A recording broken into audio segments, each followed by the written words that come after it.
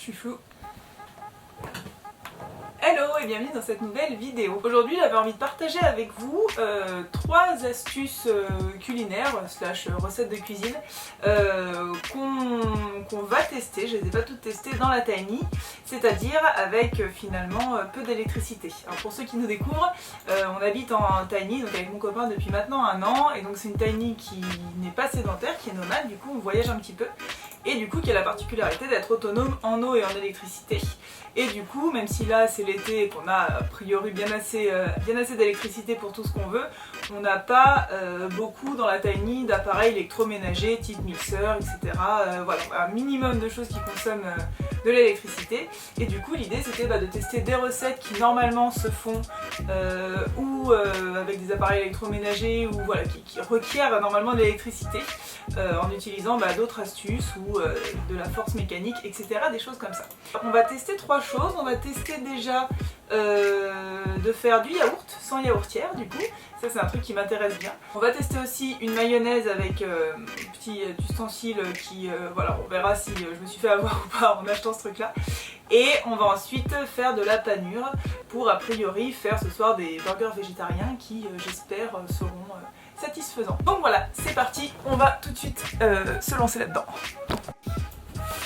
Alors du coup pour la recette de yaourt on a besoin des mêmes choses qu'on a besoin quand on utilise une yaourtière, c'est-à-dire 1 litre de lait, des ferments lactiques. Et donc quand on va pas utiliser de yaourtière qui en fait chauffe de manière tempérée entre 40 et 50 degrés normalement pendant 8 heures, 12 heures, enfin une nuit, on va utiliser à la place des bouteilles, enfin des gourdes isothermes qui du coup vont maintenir la chaleur et donc recréer un peu cet effet, mais du coup sans consommer d'énergie. Donc la première étape ça va être d'amener le lait à ébullition, ensuite on va le laisser refroidir.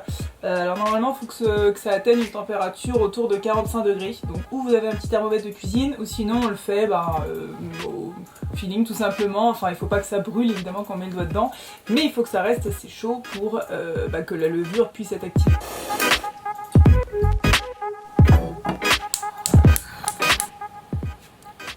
Bon là du coup on est pas mal, donc on peut pouvoir ajouter le petit sachet de ferment lactique. On peut du coup évidemment remplacer par un yaourt tout simplement.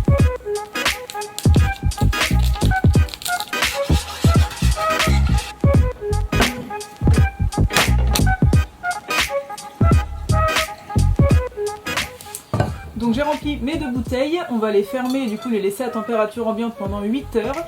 Ensuite on leur fera passer une nuit au frigo et puis on se verra demain matin pour le résultat.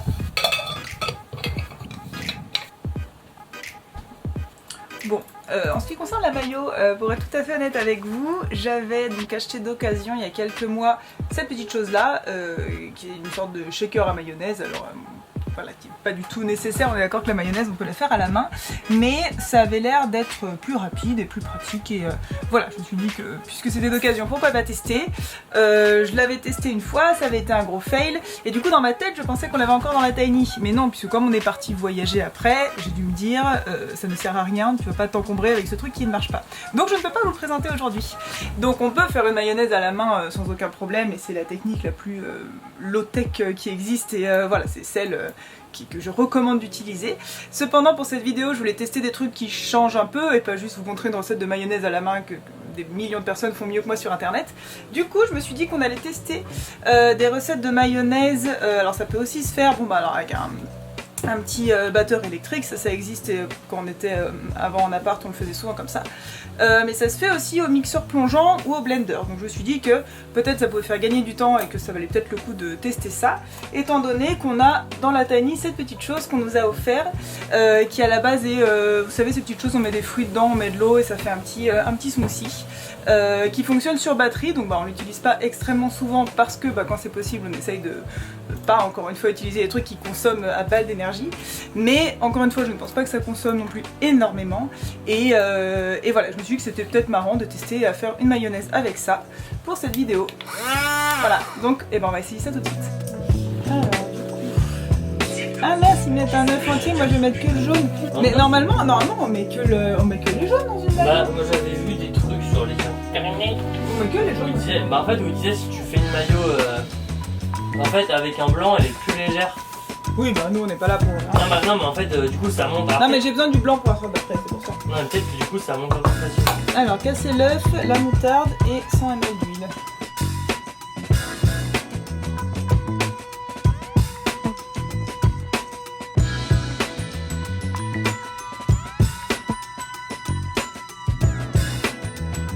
J'ai pas de vinaigre. Bah, elle en met pas, elle. Quel C'est vrai, normalement, on en met un peu.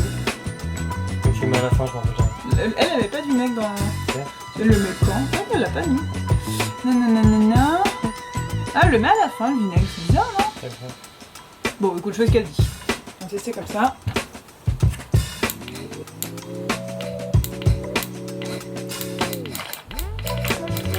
Ça marche pas, tu laisses appuyer sur le bas.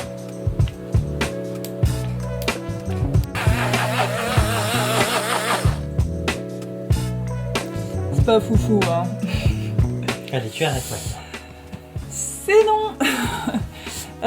Bon, peut-être qu'il y a un truc que j'ai mal fait, hein, je ne sais pas, mais ouais, j'avais eu le même problème quand j'avais utilisé le truc, le Mayozen là, c'est que ça me faisait un truc complètement liquide, alors voilà, je pense que à la main ça reste une bonne garantie quoi, finalement. Vaut mieux partir là-dessus à mon avis. Bon, et du coup, la dernière chose que je voulais vous proposer, c'était donc de faire de la panure.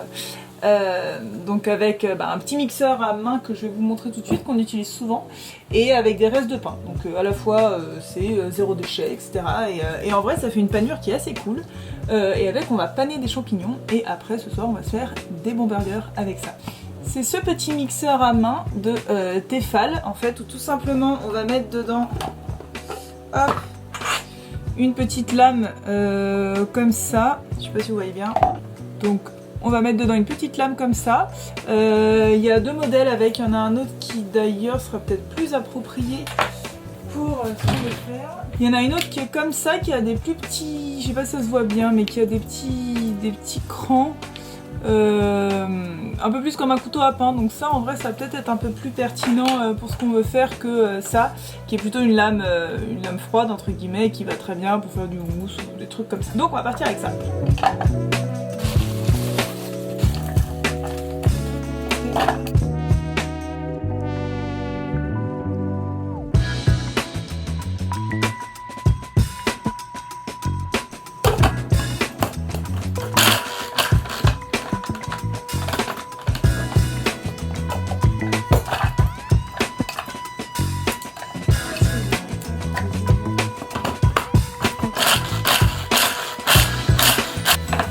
Important du coup c'est quand même de mettre du pain bien sec, enfin genre bien sec, quitte à le couper en petits cubes un peu avant, parce que s'il est à peine mou, ça va faire un peu une charpie un peu compliquée pour ce petit mixeur en tout cas à déliater.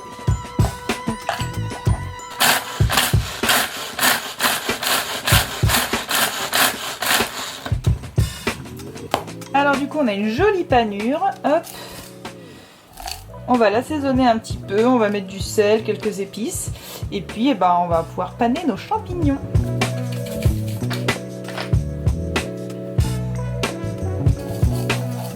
Donc là j'ai mes jolies pleurotes qu'on va paner.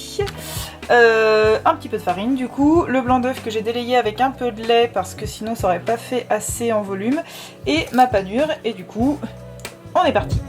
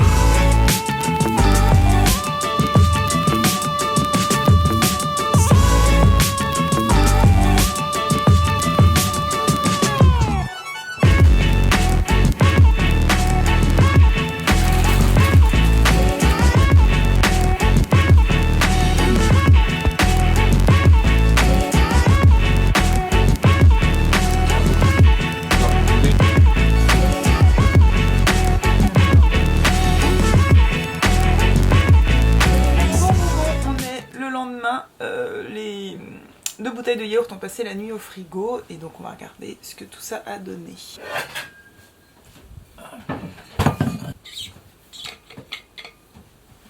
Hey, ça a marché!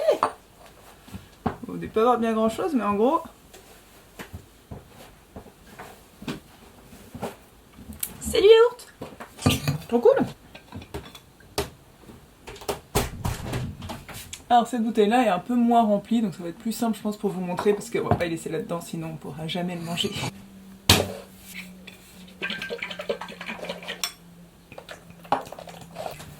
La façade est, c'est ça là?